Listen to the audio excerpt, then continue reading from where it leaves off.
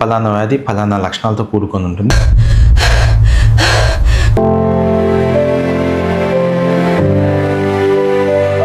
తల తిరగడం, ఒళ్ళు తిరగడం.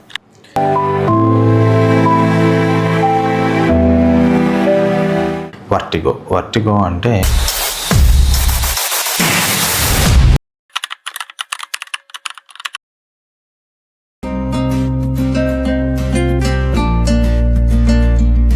మనం ఇంతకుముందు పలానా వ్యాధి పలానా లక్షణాలతో కూడుకొని ఉంటుంది, ఏ డాక్టర్ని కలవాలి అనే అవగాహన సిరీస్ చేస్తాం కదా. అందులో ఇవాళ చెప్పాలనుకుంది వర్టిగో అంటే తల తిరగడం, ఒళ్ళు తిరగడం.